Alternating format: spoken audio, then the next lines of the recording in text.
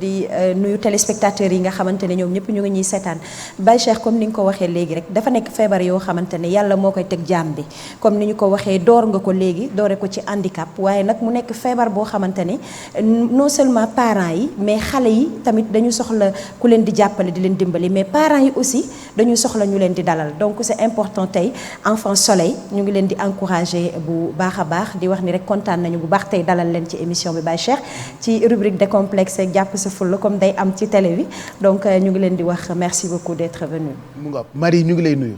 maa ngi leen di fay. merci beaucoup pour invitation bi. kontaan lool nekk fi tey.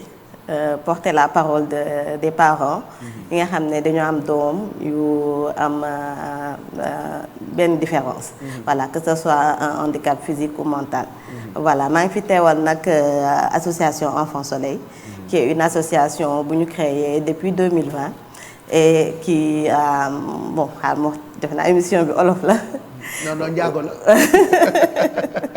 wax ko ci làkk bu la neex. voilà donc c'est une association boo xamante bi ne objectif am bu njëkk mooy sensibiliser les parents yi nga xamante bi ne seen doom dañu am handicap que ça soit autisme ou trisomie 21 nga xam ne la plupart du temps dañ leen di tëj ci kër yi di leen nëbb sensibiliser leen pour que ñu mën a génne xale yi yóbbu leen fi ñu leen war a consulter et que ñu suivre leen li ñu leen war a suivre.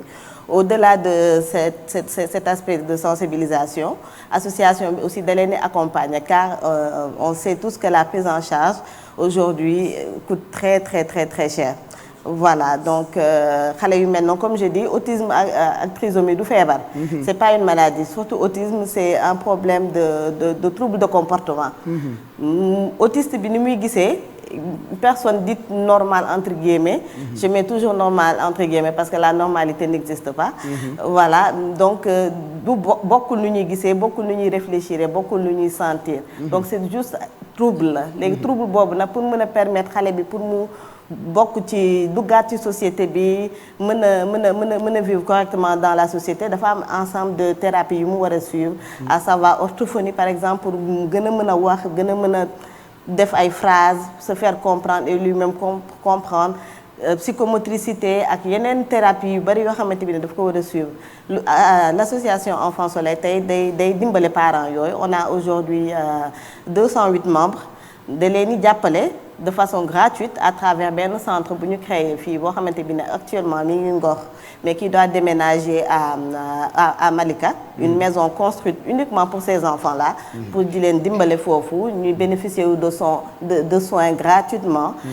pour mën a développer beneen troisième point bi mooy xale yooyu tey ku si nekk comme tous les autres enfants dinañ am problème de vision dinañ am problème pour gis dentiste et cetera et il se trouve que du médecin yëpp ñoo patient pour pouvoir recevoir ces enfants-là et les consulter normalement parce que des fois dañuy agiter et cetera donc on a construit un réseau de médecins aujourd'hui nga xam ne dañ leen gis sensibiliser leen sur la cause waxtaan ak ñoom ba nga xam ne tey ñoom dinañ dal mën a accueillir xale yooyu consulter leen comme il se doit te problème du am donc ça aussi c'est très important parce que gis nañ fi ñoo xam ne seen doom yi dañu am ay problème de si seen bëñ yi mais dinañ toog lu mat 5 ans duñu mën a gis koo xamante bi dina am patience ak rigueur boo xam ne mën na leen suivre parce que seen toppatoo il paraît que dafa metti waaw li mu laaj moo bëri et ça demande beaucoup de moyens exactement bëri na ay association man am na ci yu ma bokk am na ci yeneen ak yeneen yoo xamante ne ñu ngi ci dëkk bi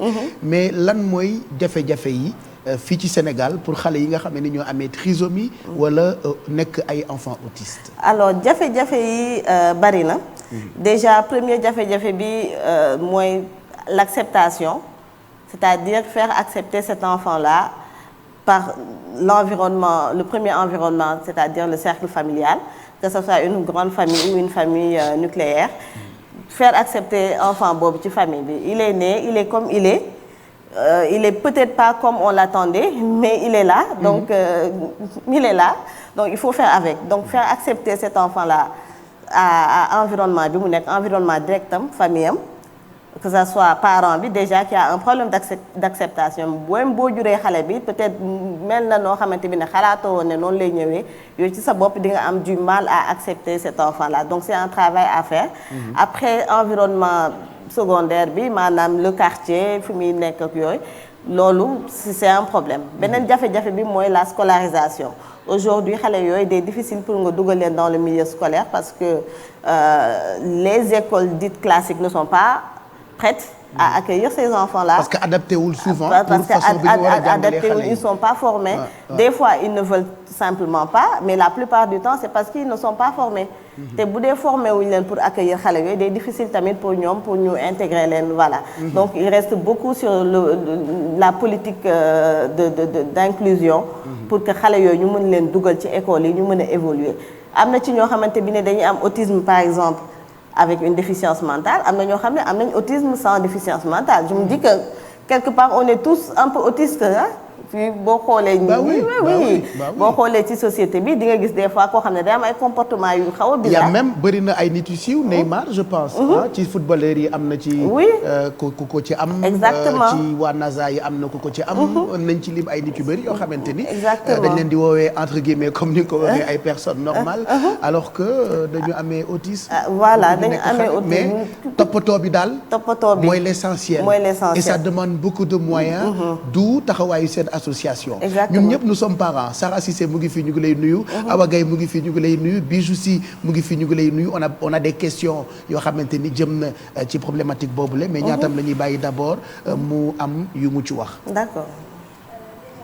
ñu ngi lay dalal di wax ni rek man autisme ak trisomie 21 li nga xamante ni moo tax mu gën ma soxal mooy dafa nekk feebar boo xamante ne nii c'est invisible c'est-à-dire handicap invisible loo xamante ne mënoo ci teg sa loxo tey ki nga xamante ne dafa yore ay béquilles mën nga ko jëndal chaise wala nga jëndal ko béquille mais ñoom intellectuellement parlant c'est-à-dire dañu différent ak nit ñi ak beneen bi nga xamante ni moo gën a metti mooy physiquement également dañuy gis ne beneen melokaan la ñuy amee donc tey jii ngeen formé benn association boo xamante ni parents yi ñoom ñoo ci nekk mu mel ni tey parents yi am na ñoo xamante ne nangu nañu mais am na ñoo xamante ni nanguwuñu tey dama doon laaj les maisons jaunes yi nga xamante ni yéen a ngi koy defar fan ngeen ci toll parce que je pense que defaragu leen benn bi sax mooy doog a pare je pense mais beneen question bi tamit mooy tey ji ñi nga xamante ni dañ ci nekk nan ngeen def ba boole leen ñoom ñëpp c'est-à-dire ñoom ñoo leen di ñëw yéen fëgg seen bunt wala yéenay dem vers les personnes yi nga xamante ne dañu am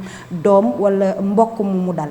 ok alors déjà pour les maisons jaunes. instant bi on a une maison de consultation qui se trouve à Ngor. boo xamante bi ne foofu la xale di ñëw di def seen consultation en orthophonie et en psychomotricité. et la maison jaune la vraie maison jaune qu'on est en train de construire. avancé na bu baax je pense que normalement avant mi-année bi war nañu démarrer activités yi là-bas day accueillir xale yi comme nu ñu koy woowee genre école du jour nga xam ne dañ fay yendu ñu leen jàngal en même temps ñuy suivre seen thérapie les ambition bi nag moom mooy vraiment ñi nga xam ne parce que xale yi ils vont pas demeurer éternellement xale donc dinañ màgg y en a instant bi on a une quinzaine d'adolescents yoo xamante bi ne ñi ngi ci association ak seen parents ñooñu tamit c'est à réfléchir pour leur trouver des métiers yoo xamante bi ne qui seront adaptés à seen état soit ça sera hôtellerie wala de l'art plastique et cetera mais en tout cas ñu yëngatu ci loo xamante bi ne bu ñu màggee dina leen mën a jëriñ dara ku ci nekk ci état bi nga toll ñu mën la ci dimbale ci loolu. voilà léegi beneen question bi mooy comment on a fait pour regrouper ses parents. c'est simple parce que autisme mi ngi fépp mi ngi ci kër yëpp. daanaka mi ngi ci koñ yëpp voilà c'est juste que du woon lu ñu doom waxtaanee wala dañ doon wax xale bi dafa am rab wala dafa réew wala lii wala lii wala la. dañ naan sax am na ñu daan wax ni xale bu bon la. waaw wala xale bi bon na par exemple. mais maintenant que déjà avec les réseaux sociaux on en voit de plus en plus les gens ils communiquent de plus en plus sur ça. et ku ci mel ni man par exemple qui a un blog boo xamante bi ne ça parle que de ça parle de l'éducation des enfants. de façon générale mais spécifiquement des autistes da ngay gis ku la approché ne pourtant yow li ngay décrire nii man sama doom dafa am lii dafa mel ni lii lay comporté wu et cetera boo waxtaanee ak moom nga orienté ko ne ko da ngay dem kër xale yi à Fann wala l'hôpital de Diamniadio boo demee foofu bu gisee pédopsychiatre dina ko xool dina la wax s'il y a des problèmes et puis dina la orienter si comment nga mën a gérer xale boobu donc noonu la ñuy def nag ba actuellement les membres dañuy ñëw parce que ku ci nekk di nga gis ne que am naa sama doom xam naa ne am na problème te bëgg naa ko jàppale bi du dem ci sëriñ rek mu ñaanal ko wala yu demee noonu mais jàppale bi aussi c'est la partie thérapeutique yóbbu ko ci ñi xam ñi jàng loolu ñu mën ko accompagner. Et beneen bi mooy tamit nekk ak un groupe de parents boo xamante bi ne yéen a am les mêmes problématiques donc mën ngeen dimbalante ndax bon chacun peut gérer son enfant dans son coin, y a pas de problème mais ensemble bu ñuy waxtaan di échanger on se rend compte qu'on a les mêmes problématiques xale yi ñii toll nañ benn âge ils sont pas encore propres ñeneen ñi mënuñu lekk tout seul ñeneen ñi amuñu école yu ñu leen dugal donc bu ñuy échanger chacun va trouver des réponses à ces problématiques voilà. ma lay nuyu bu baax di nuyu Bijou Mamadou Ñaatam Awa ak invité bi man li ma bëggoon laajte ak bien entendu téléspectateurs yi ñuy seetaan maa ngi leen di nuyu bu baax a baax li ma bëggoon laajte mooy est-ce que yéen a ngi xalaat ci def formation pour les parents parce que man dama yaakaar ne doom ñu mel noonu en fait le premier problème c'est même pas l'enfant parce que xale bi daanaka moom xamul ne il est différent regard bi nit ñi di porter ci moom mooy dem ak peut-être yenn wax yi muy dégg ba su màggee mooy dem ba mu xam ne il est différent mais en réalité moom bu juddoo xamul ne il est différent donc je pense que souvent comme un enfant comme les autres enfants soi-disant entre guillemets parce que la normalité wax nga ko sànq elle n'existe pas mais estime de soi confiance en soi loolu parent moo koy njëkk a jox doomam et il faut que les parents soient d'abord ñoom dans l'acceptation alors ces parents qui viennent vous voir est-ce que vous songez aussi à les former à leur faire une thérapie pour qu'ils soient dans l'acceptation afin qu'ils puissent maintenant mener à bien l'éducation de leurs enfants alors bon comme je l'ai dit tantôt on est un groupe de parents et pas de professionnels mais comme ni nga ko waxee je pense que premier médecin wu xale bi ce sont ses parents et acceptation boobu c'est personnel c'est personnel parce que yow yaay xool sa doom xam ne que am na problème et que boo flanché xale bi tey du mën a évoluer mi ngi mel ni xale buy jàng raam bu defee ñaari pas day taxaw xool parent boo ko tàccoo mu dem boo ko freiné day am problème c'est la même chose donc tey parent bu mu mënti doon bu bëggee dimbalee doomam il faut absolument que moom ci boppam mu nangu que ne doomam am na problème mu jël assez de force et puis éloigner toutes les ondes négatives qui sont autour ñi nga xamante bi ne les parasites sa doom bi lii la et cetera ne pas écouter ces paroles là jël confiance en soi-même et puis pouvoir aider l'enfant bon nous on y travaille parce que dañuy waxtaan dañuy échangeante dañuy soutenirante mais on en a tous besoin comme je dis toujours l'acceptation comme la foi n'est pas statique day yéeg di wàcc comme gëm-gëm la rek tey mun na demee nii suba mu demee neneen et cetera donc loo xamante bi ne da nga ciy liggéey en permanence tant que yaa ngi gis xale bi yaa ngi am problème d'acceptation wala problème de compréhension et cetera mais c'est à travailler et je pense que groupe boo xamante bi ne ñëpp même problématique yi la ñuy traverser ku ci nekk boo xawee wàcc tuuti di nga gis keneen ku la delloo si waxtaanal la gën la conseiller gën la dëgëral pour que nga puisse nga mën a avancer voilà. jafe-jafe yi ngeen di am lan la ci nguur gi def comme jéego loolu tamit lu mat a bàyyi xel la ndaxte fi ñu demoon élage sa bi ñu la parrainé woon. éducotisme bi ñu fa demee jafe-jafe yi ñuy ëpp yi ñu exposé yi ngi ci wax bari na ci. mais surtout taxawaayu nguur gi. ndax yooyu tamit am na ci solo ñoom ban jéego lañ ci teg. alors loolu dina jafe ma tontu si parce que. déjà spécialistes yi leen mën a toppatoo sax bëriwuñu Sénégal foofu laa bëggoon ñëw c'est un problème. voilà déjà je vais pas m'avancer sur des chiffres mais de tête je pense qu'il y a 2 pédopsychiatres pour tous les enfants malades du Sénégal. Voilà je suis pas sûre mais je pense que c'est ça. déjà pour loolu rek problème la. problème formation. xale yi def médecine ñu ci gën a bari duñu bëgg a spécialiser wu sur ça peut-être que parce que. man déjà li Sénégal di rëy yëpp. docteur Ndeye Awa rek laa xam. voilà docteur Ndeye Awa et professeur Lamine Fall qui est à Kër Xale yi. te ñoom itam duñu am temps wu. occupé wu xale yëpp. voilà mi ngi noonu dañuy nekk à cheval entre fii ak feneen. exactement te day metti ci ñoom. exactement. donc c'est une occasion de lancer un appel. waaw oui laaj gouvernement bi ñu gën leen mën a jàppale nañu dem vers ces spécialités. il y a pas que la gynécologie qui dentiste et cetera mais am na yeneen spécialité psychiatrie pédopsychiatrie qui sont ouverts et que xale yi mën nañ dem prospecter xool y a à faire.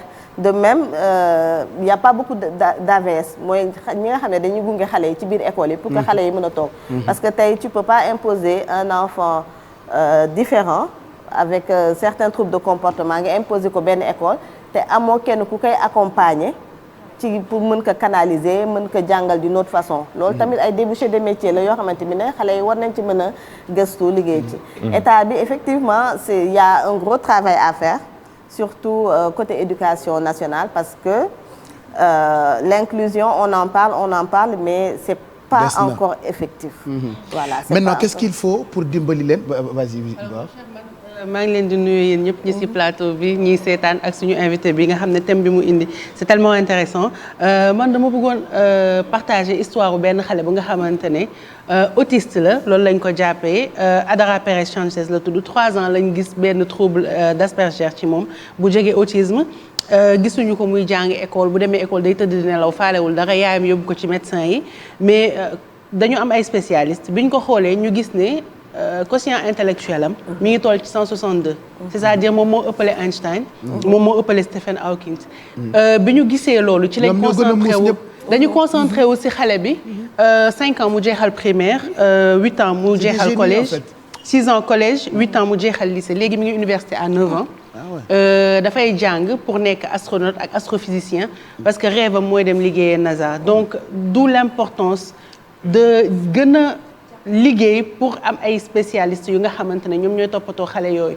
peut-être parfois dañuy xaar gouvernement mais vous en tant que association sax mun ngeen communiquer pour xëcc nit yi ñu ñëw ci domaine boobu ndax parfois da ngay jàng mais da ngay jàng nii rek di dem doo xam ban débouché ngay am doo xam ban liggéey ngay am doo xam ban zone ngay adapté wu mais bu fekkente ne yéen dem ngeen vers les universités vers étudiants yi nga xamante ne ñi ngi en médecine vers professeurs yi nga xam ne ñi ngi jàng ne leen am na xale yoo xam ne c'est des enfants spéciaux je dirais pas différents c'est juste des enfants spéciaux qui ont une intelligence supérieure à la nôtre mais dañu war a leen toppatoo bu différent donc yéen dem leen def formation xëcc peut-être ñu nga xamante ne ils sont à l'extérieur ils ont déjà cette formation là pour ñu former ñi nekk fii su ko defee ñu toppatoo xale yi ba ñoom bu ñu màggee mun a apporter seen contribution ci société bi c'était juste ma contribution par rapport à ça. Maintenant qu'est-ce qu'il faut man pendant que ngay wax maa ngi xool ay personnalités yoo xamante ni dañu amee autisme wax naa Messi Bill Gates Marie Curie yow mi bëgg yëfi science Suzanne Boyle man mi bëgg affaire woy ils sont nombreux nekk ay personnalités maintenant am ngeen projet bu mag boo xamante ni soxla ngeen ay nit yu ci jàpp soxla ngeen ay donateurs naka la nit mën a def pour def don pour cette association. Alors effectivement parce que tey il faut se dire que les 208 enfants qui sont ci association bi dañuy bénéficier de tous ces soins là yi ma cité tantôt de façon gratuite donc forcément c'est gratuit peut-être pour le parent et l'enfant mais peut-être pas pour le professionnel qui le fait. Donc forcément dinañ soxla ñoo xamante bi ne dinañ parrainer ay xale dinañ soxla ñoo xamante bi ne dinañ def ay dons et yoo xamante bi ne dina permettre déjà xale yooyu mën a continuer am seen soin et dina permettre aussi ñu gën a teel a pare la maison jaune qu'on construit à Malika et boo xamante bi ne suñu ambition mooy vraiment qu'il y ait une maison jaune dans toutes les régions du Sénégal. Est-ce qu'il y a un numéro de téléphone oui. bu ñu mën a alors je woote wala bu ñu mën a def don wala fu ñu leen mën a contacter. bu ko defee ku ci bëgg a jàpp. alors le numéro de téléphone c'est le 78. 540. 540. 51 51. 51 51. Voilà 540 51 51. ou bien sur les réseaux sociaux. Enfant Soleil Sénégal. Ah oui réseaux sociaux yi d'ailleurs ñu bëri ngi commentaire j'ai reçu beaucoup de messages de personnes yu lay encourager Moubarak Wade qui dit Marie est une battante. donc ku ñu war a jàppale la. donc Moubarak ñu ngi koy nuyu. je pense à mon grand frère Ibou Diop Ndiaye.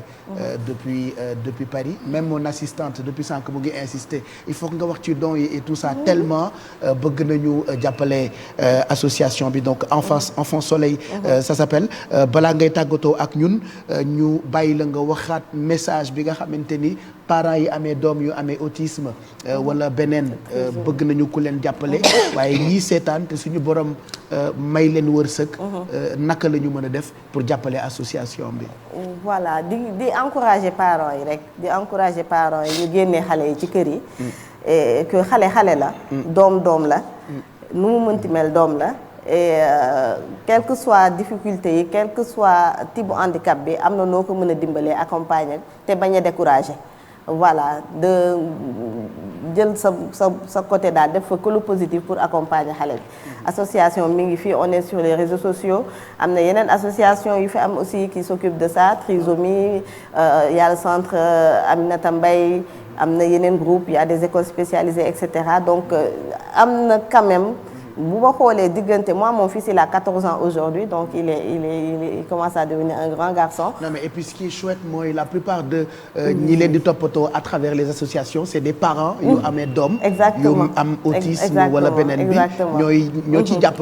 bay jàppale ay yeneen parents. comme Ndeye Sawlu Pape Cheikh qui a un enfant trisomique mais elle s'occupe tellement bien de sa fille. mettre ko en avant xale bi amul benn complexe.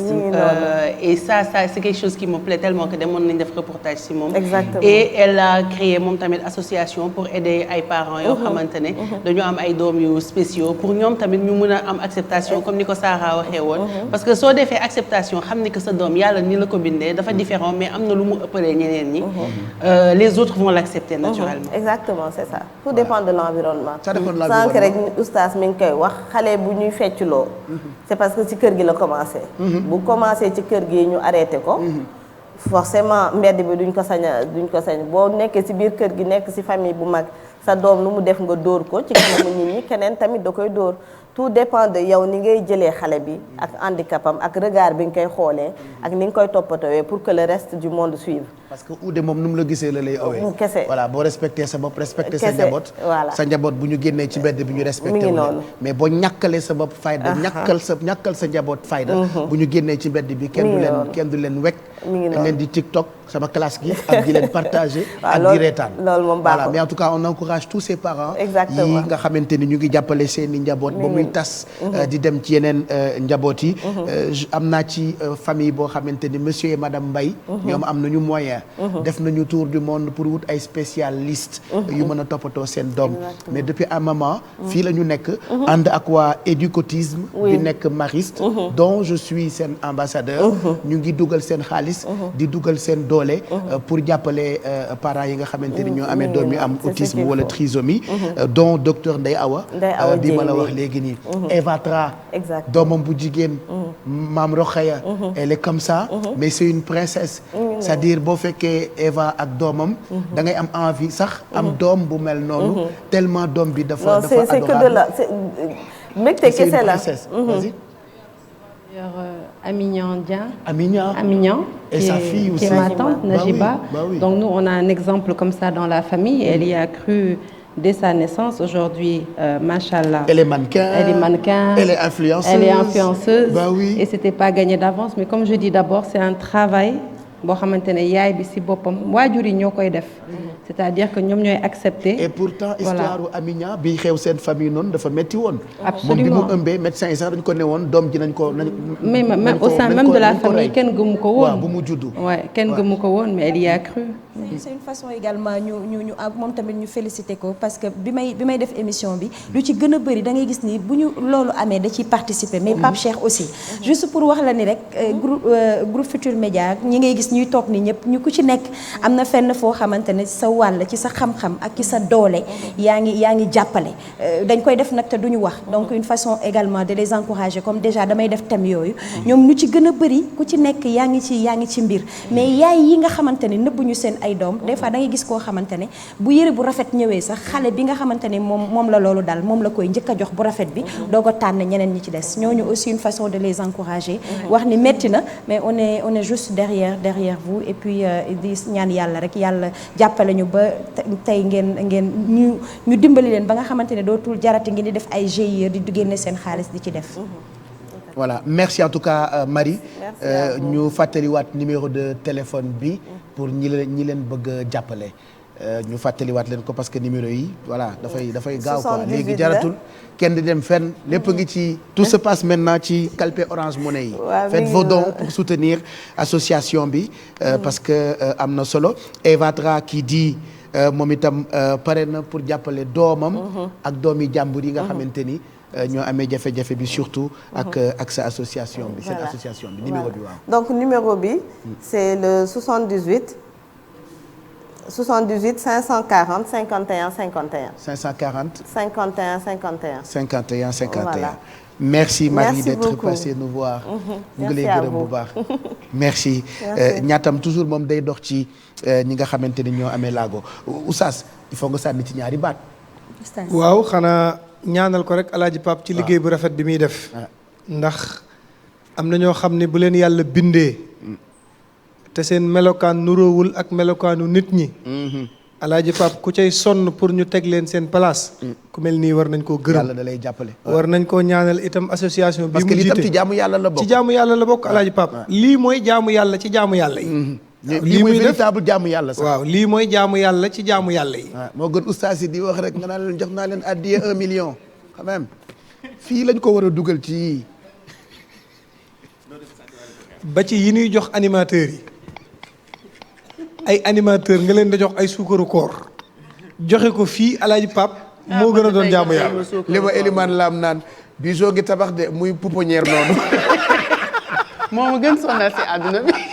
mais Pape Bijou ngi karale démb damaa dajeeg moom ni ko 9h laa gis Pape Cheikh estati la mbaa jàmm la dama leen perturbé yéen ñëpp man sama statut bi laa yor rek di perturbé oustaz nee naa ko man su ma xëyee yenn saa yi mu dugal Sara yenn saa yi mu dugal Elimane Lam yenn saa yi mu dugal première dame yenn saa yi mu dugal ku ma neex laay dugal te xam naa ne su ma leen dugalee rek da ngeen di mais Pape saa yoo dugalee estati rek damay xool ki nga dugal dama koy woo téléphone ne ko mbaa dangaa def dara te yëguma ko mu ne ma defuma dara ñoom daal yàlla na leen yàlla fay mais merci Alaaji en Pape tout cas Marie xam naa man dama fay jaare rek déet bul demagum yow fekkeel jotaay bi ba ci kanam nga doog a dem am na ko ma bind léegi na ma libéral oustaz bi bu ngi nelaw ci plateau bi tey da nga bëgg ñu bàyyi la nga dem noppalu bàyyi ma dem yeewee ko ji rek waaye ca kon tàggatool xam naa ne su ma demee nga wéet mais su ma wala nga xaar